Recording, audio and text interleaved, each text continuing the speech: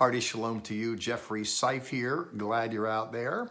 We're taking a look at the book once more. That is the book of Acts, the Acts of Paul in so many ways, or the Acts of the Holy Spirit working in and around Paul. We noted earlier in the 16th chapter, that is harking back to last week, that Paul got jammed up by the authorities. It seems to happen. We might consider what Paul's relationship is with the authorities. There's a riot, there's a problem, Paul gets seized, there's police action going on. And it's interesting, even the Tree of Life version of the Bible looks at these authorities that have the hands on and refers to them as police officers, because that's in effect what they're doing. Our story picks up in the 25th verse of chapter 16, where we're in the jail. Paul has been seized, put in a jail, and we're told in verse 25 they were praying, singing hymns to God, and other prisoners were listening to them. And then suddenly there was an earthquake, and immediately the doors were unlocked and everyone's chains came loose. I love this for a few reasons. Number one is a lot of times when people's circumstances are less than hoped for, they're very gloomy and doomy. Here, Paul still has his faith alive, up and going, singing, praising God, and others, Luke tells us, hear this and experience this, and that to me is interesting.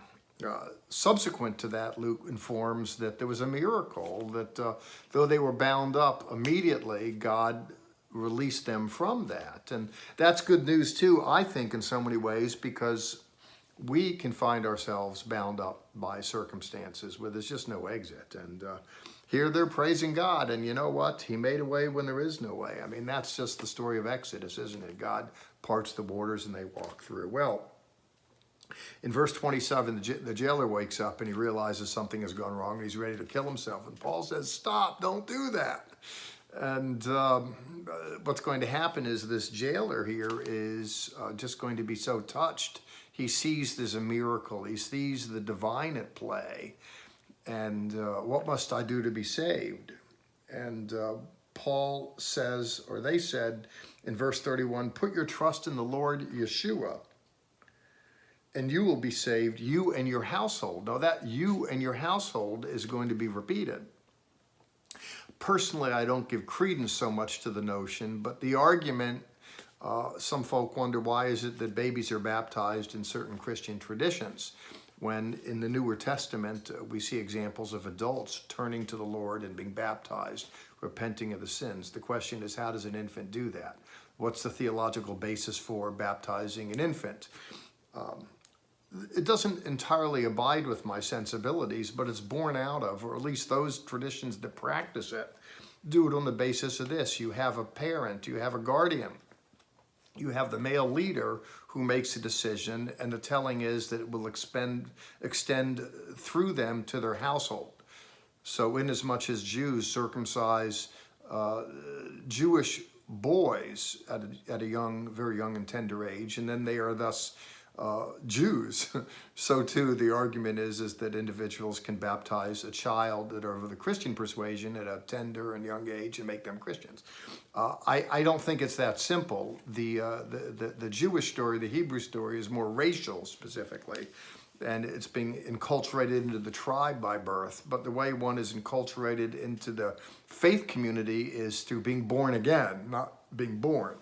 Nevertheless, it's to be observed that someone who makes a decision for the Lord, that decision can certainly have implications and filter to and through the household. I don't doubt that in the least. Well, here, the story unfolds where it's a big misunderstanding, and then the authorities want to get Paul released from jail. Paul says, not so quick. You did this to me illegally. I'm a Roman citizen. You put me through this. I didn't have due process that I'm entitled to by law. And Paul's going to, put his foot down and make a fuss, not liking the process. I can understand why he wasn't. But what's interesting Though Paul's not altogether pleased, for understandable reasons, by the process that was imposed upon him, he's not taking it out on those that are simply just following through with the process. I mention this because Paul has issues with the larger empire, but he's very kindly disposed toward soldiering. I mention this because here he is, and we see this in different ways in Acts. He's very kindly disposed toward the jailer. He's kindly disposed toward the police. He, in fact, beckons individuals to be reverential toward the authorities that are just doing their job. And I wish people would just do it. That is to say, just be compliant with those that at the street level are just doing their job. I mention this, and this is a little bit of an aside perhaps from Messianic Jewish experience, but we live in a world today in the culture where people are very irreverent. It's not just irreverent toward the police, toward the criminal justice system, toward the law, though that's ubiquitous, that's everywhere. And now we celebrate someone who wears socks, a football player who wears socks denigrating police as pigs, and becomes something of a social icon because he's standing up against police brutality, which to my way of thinking is grossly overstated, that there is no inherent bigotry in police culture. It's quite the opposite, by the way, and I know this for 20 years in the game, that just equitable treatment of all citizens is such the mantra in police culture that can someone slip off the rails and betray a prejudice? Well, anyone can do it. They'll be disciplined as needed, fired as needed, and prosecuted as deserved. But those things are far and few between. The culture tends to be much more ethical than people realize. But my point here, when we look at the literature, we see that people are respectful. Paul particularly is respectful toward governmental authorities. In fact, heroes in the book of Acts, as we saw earlier, was a centurion who had come to faith. It was a centurion who acknowledged as Jesus on the cross, this was the Son of God. It's a centurion who is the first Gentile to accept the Lord and be filled with the Holy Spirit, him and his family.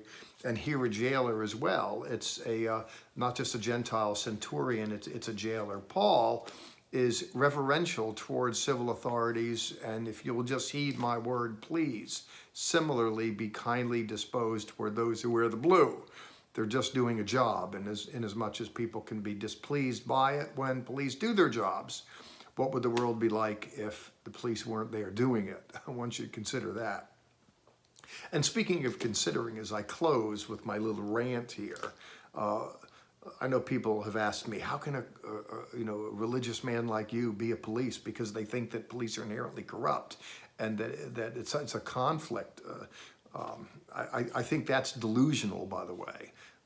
But we might see it as a challenge. Maybe there's some here, godly people, Christians, Messianic Jews, whomever, that are ethical, virtuous kind of people. Let me encourage you, if you're a younger person asking yourself the question, what do you want to do with your life? Let me encourage you to don't just get behind the blue, get into a uniform yourself, find out what that's all about. Well, Jeffrey Seif here. Paul was in jail. He got an out of jail card, and God has a way of delivering us from tough circumstances. That's the religious message for the day.